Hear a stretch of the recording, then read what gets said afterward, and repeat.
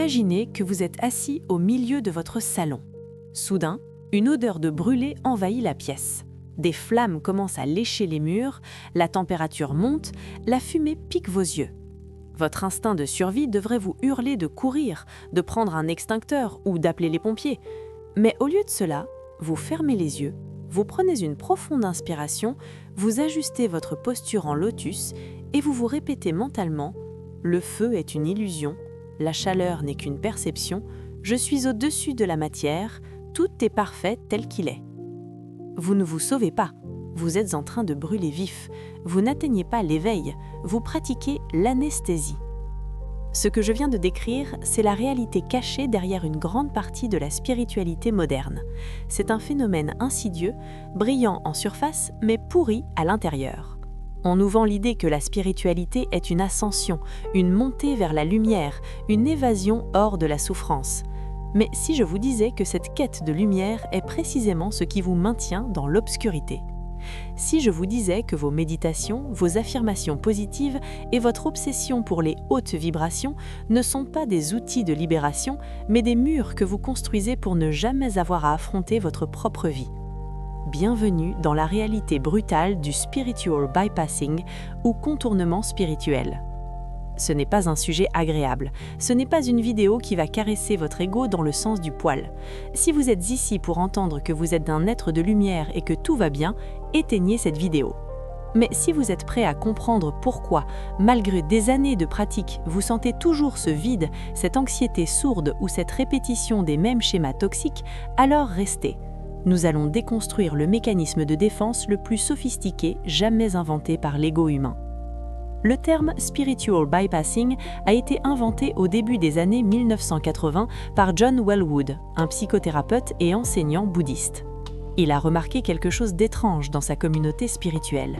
Il voyait des gens capables de méditer pendant des heures, de discuter de concepts métaphysiques complexes, d'avoir des expériences d'extase mystique, et pourtant ces mêmes personnes étaient des désastres émotionnels. Leurs relations étaient chaotiques, ils étaient incapables de gérer un conflit simple, ils fuyaient leurs responsabilités matérielles et ils manquaient cruellement d'empathie réelle. Welwood a réalisé qu'ils utilisaient la spiritualité comme un bouclier. La définition est simple mais tranchante. Le contournement spirituel est l'utilisation de croyances et de pratiques spirituelles pour éviter de faire face à des sentiments douloureux, à des blessures psychologiques non résolues et aux tâches fondamentales du développement humain. C'est la différence fondamentale entre se sentir mieux et aller mieux. Se sentir mieux, c'est prendre un antidouleur. Aller mieux, c'est soigner la plaie. Le contournement spirituel est l'opiacé des masses modernes. Au lieu de l'alcool, de la drogue ou de la distraction frénétique, on utilise le lâcher-prise et la pensée positive. Le résultat est le même, la dissociation. On se coupe de la réalité parce qu'elle fait trop mal. Regardons de plus près à quoi cela ressemble. Le symptôme le plus courant est ce que j'appelle la tyrannie de la positivité. C'est cette injonction constante à ne ressentir que des émotions agréables. Vous connaissez ces gens, ou peut-être êtes-vous cette personne, qui dès qu'un problème surgit s'empresse de dire « il n'y a pas de problème, que des solutions » ou « tout arrive pour une raison ». Sur le papier, cela semble sage, mais en pratique, c'est une violence. Lorsque vous dites à quelqu'un qui vient de perdre un être cher ou qui vit une injustice profonde de voir le bon côté des choses ou d'élever sa vibration, vous ne l'aidez pas. Vous lui dites implicitement que sa souffrance est illégitime, que sa douleur est une erreur, un échec spirituel. Vous lui refusez le droit d'être humain. Cette positivité toxique crée une scission en vous. D'un côté, il y a le moi spirituel, souriant, calme, détaché, végétarien qui fait du yoga.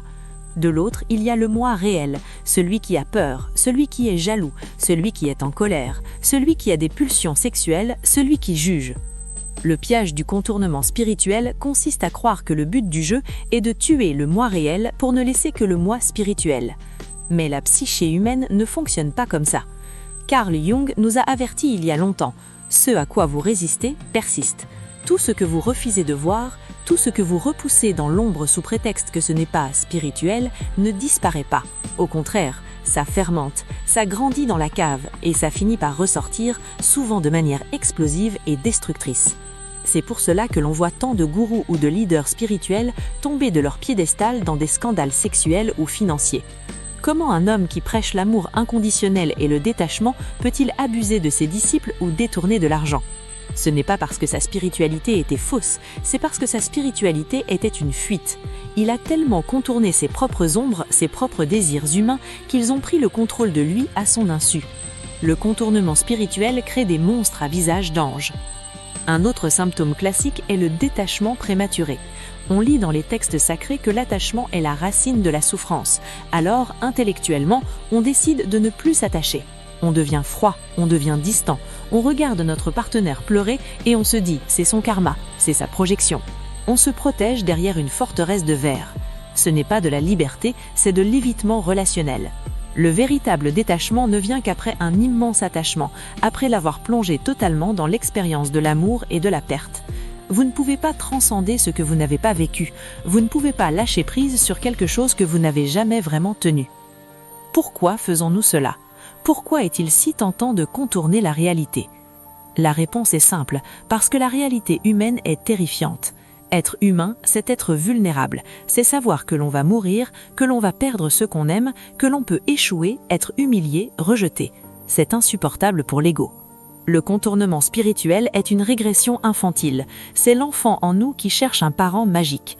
On remplace papa et maman par l'univers, la source ou les anges. On veut croire qu'il existe une force supérieure qui va tout arranger si on est assez sage, si on prie assez fort, si on visualise assez. C'est une pensée magique destinée à nous protéger de la responsabilité radicale de notre propre vie. C'est le particulièrement visible dans la loi de l'attraction mal comprise. Si vous croyez que vous créez 100% de votre réalité par vos pensées, cela vous donne un sentiment de toute puissance. C'est énivrant. Mais le revers de la médaille est terrible. Si vous tombez malade, si vous êtes victime d'une agression, si vous êtes pauvre, c'est de votre faute. Vous n'avez pas assez bien pensé, vous l'avez attiré. C'est le comble du narcissisme de croire que l'univers entier tourne autour de votre petit ego et de ses désirs. Alors, quel est le coût de tout cela ? Le coût est une vie non vécue. Quand vous contournez la douleur, vous contournez aussi la joie. Vous vivez dans une zone grise, tiède. Vous devenez un spectateur de votre existence. Vous perdez la capacité d'intimité réelle, car l'intimité demande de montrer ses blessures, pas seulement sa lumière. Vous devenez rigide, dogmatique, jugeant ceux qui n'ont pas compris, ceux qui sont encore endormis. Ironiquement, en croyant être supérieur spirituel, vous gonflez l'ego que vous prétendiez vouloir dissoudre. On appelle cela l'ego spirituel. C'est un ego blindé au Kevlar car il utilise des vérités divines pour se défendre. Essayer de raisonner quelqu'un qui est en plein contournement spirituel, c'est comme essayer de parler à un mur. Il retournera chaque argument contre vous en disant que vous projetez vos propres ombres sur lui. Parlons de la colère. C'est souvent l'émotion la plus taboue dans les cercles spirituels. La colère est vue comme une basse vibration, quelque chose de sale, de primitif. Pourtant, la colère est une énergie vitale essentielle, c'est l'énergie de la délimitation, du non, de la protection de son intégrité. Si vous supprimez votre capacité à ressentir de la colère saine, vous devenez une proie, vous devenez incapable de dire non aux abus, vous tolérez l'intolérable sous prétexte de compassion. Regardez les grandes figures spirituelles de l'histoire. Jésus a chassé les marchands du temple avec un fouet. Il ne leur a pas proposé un cercle de guérison, il a renversé les tables. C'était de la colère sacrée. Gandhi, Martin Luther King, ils étaient animés par une force féroce contre l'injustice. La spiritualité qui vous rend passif, qui vous transforme en paillasson, n'est pas de la spiritualité, c'est de la soumission. Il est temps de redéfinir ce que signifie s'éveiller.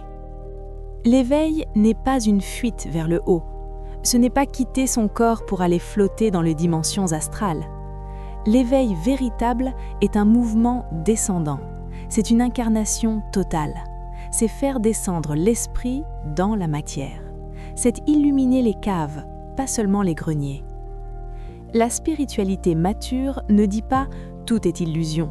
Elle dit « tout est sacré », y compris la boue, y compris la douleur, y compris les factures à payer, les couches à changer, les disputes de couple et les échecs professionnels. Il y a un vieux dicton zen qui dit « Avant l'éveil, coupez du bois, portez de l'eau. Après l'éveil, coupez du bois, portez de l'eau. » Rien ne change à l'extérieur, mais tout change dans la qualité de votre présence à ce qui est. Le contournement spirituel veut jeter le bois et l'eau pour ne garder que la lumière. Mais sans bois, il n'y a pas de feu. Comment sortir de ce piège ? Comment passer d'une spiritualité d'évitement à une spiritualité d'intégration? La première étape est l'honnêteté radicale. Il faut arrêter de se mentir. Il faut oser regarder en face ce qui ne va pas, sans essayer de le spiritualiser immédiatement. Si vous êtes triste, ne dites pas « je purifie mon karma », dites « je suis triste ». Point. Restez avec la sensation brute. Ne cherchez pas à la transformer, à l'analyser ou à la transcender. Laissez-la vous traverser. La seule façon de sortir, c'est de passer au travers. C'est ce qu'on appelle le shadow work, le travail de l'ombre. C'est aller volontairement explorer les parties de vous que vous avez rejetées. C'est dialoguer avec votre jalousie pour comprendre ce qu'elle a à vous apprendre sur vos désirs inassouvis. C'est écouter votre colère pour comprendre où vos limites ont été franchies. C'est accepter que vous êtes capable de méchanceté, de lâcheté, de cupidité. Tant que vous n'avez pas intégré que vous êtes aussi un monstre potentiel, vous n'êtes pas inoffensif, vous êtes juste impuissant. La vraie vertu, c'est d'être capable de faire du mal, mais de choisir de ne pas le faire. Si vous êtes gentil parce que vous avez peur d'être méchant, ce n'est pas de la bonté, c'est de la peur déguisée. La deuxième étape est l'ancrage corporel. Le corps ne ment jamais. L'esprit peut se raconter des histoires merveilleuses sur l'amour universel, mais si votre estomac est noué, si votre gorge est serrée, si vos épaules sont bloquées, c'est la vérité de l'instant. Le contournement spirituel est souvent une déconnexion du corps. On vit dans le chakra couronne, dans les idées, mais on ne sent plus ses pieds. Revenez dans votre corps, sentez la gravité. Sentez votre respiration, non pas comme une technique pranayama complexe, mais comme l'air qui rentre et qui sort, bêtement, simplement. La spiritualité doit être somatique, elle doit être ressentie dans la chair. Si votre pratique spirituelle vous fait perdre le contact avec vos sensations physiques, c'est une fuite. La troisième étape est la confrontation relationnelle.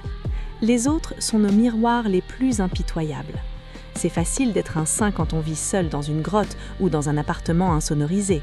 C'est beaucoup plus difficile de rester zen quand votre conjoint oublie de sortir les poubelles pour la 10e fois ou quand votre patron vous fait une critique injuste. Au lieu de fuir ces frictions en vous disant que les autres sont toxiques ou pas assez évolués, utilisez ces moments comme le véritable terrain d'entraînement. La friction est nécessaire. Le diamant se forme sous la pression. Votre éveil se joue dans la file d'attente du supermarché, dans les embouteillages, dans les réunions de famille gênantes à Noël. C'est là que ça compte. Si votre spiritualité ne résiste pas au repas de famille du dimanche, elle ne vaut rien. Il faut aussi apprendre à distinguer la douleur de la souffrance. La douleur est inévitable. C'est une information biologique et émotionnelle. La souffrance, c'est l'histoire que l'on se raconte sur la douleur. Le contournement spirituel essaye d'éliminer la douleur. C'est impossible. L'acceptation spirituelle, c'est d'arrêter de rajouter de la souffrance par-dessus la douleur en la refusant. C'est comme être dans l'eau froide. Si vous vous raidissez, si vous luttez contre le froid, vous souffrez énormément. Si vous vous détendez, si vous acceptez la sensation du froid sans la juger, elle devient juste une sensation intense. Elle ne disparaît pas, mais elle change de nature. Elle n'est plus une ennemie. Je veux vous inviter à une nouvelle forme de courage, le courage d'être ordinaire, le courage d'être imparfait, le courage d'être un désastre par moments. Il y a une beauté tragique et magnifique dans la condition humaine. Nous sommes des animaux finis capables d'imaginer l'infini. Nous sommes pétris de boue et d'étoiles. Vouloir être que l'étoile et nier la boue, c'est se mutiler. Votre névrose est votre chemin. Vos traumas sont votre terreau.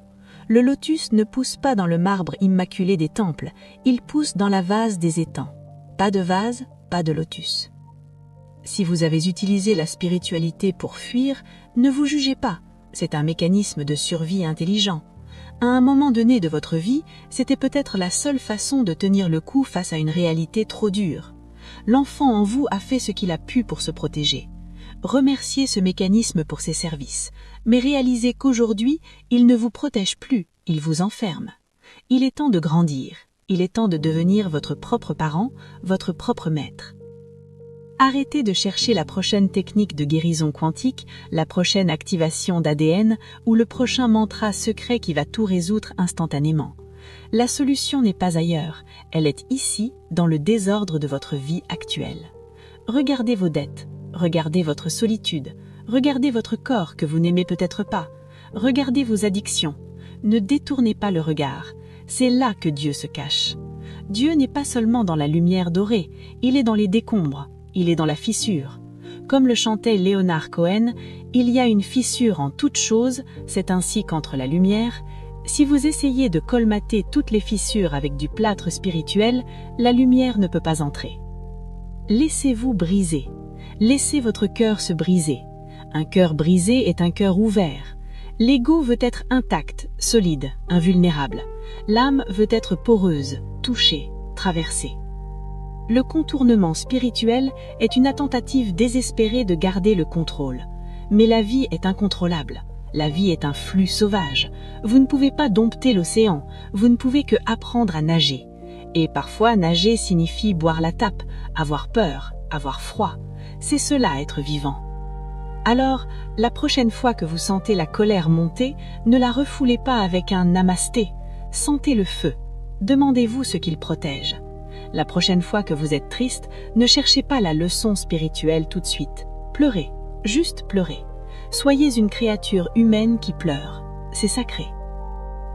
La prochaine fois que vous voyez quelqu'un souffrir, ne lui donnez pas de conseils spirituels non sollicités. Asseyez-vous à côté de lui dans le noir. Taisez-vous. Tenez-lui la main. C'est ça la vraie spiritualité. Ce n'est pas avoir des réponses à tout. C'est avoir la capacité d'être présent face à ce qui n'a pas de réponse. Nous avons besoin de moins de guerriers de lumière et plus de jardiniers de la terre. Des gens qui n'ont pas peur de se salir les mains, des gens qui plantent des graines dans la réalité, qui les arrosent avec leur sueur et leurs larmes et qui ont la patience d'attendre que ça pousse sans tirer sur la tige pour que ça aille plus vite. Le chemin spirituel n'est pas une ligne droite vers le ciel, c'est une spirale qui nous ramène encore et encore au centre de nous-mêmes, là où tout cohabite, l'ombre et la lumière, la vie et la mort, le fini et l'infini. N'essayez pas d'être extraordinaire, soyez authentique, c'est beaucoup plus rare. N'essayez pas d'être pur, soyez entier, c'est beaucoup plus puissant. Et surtout, n'essayez pas de ne plus être humain. C'est le seul véhicule que vous avez pour expérimenter le divin.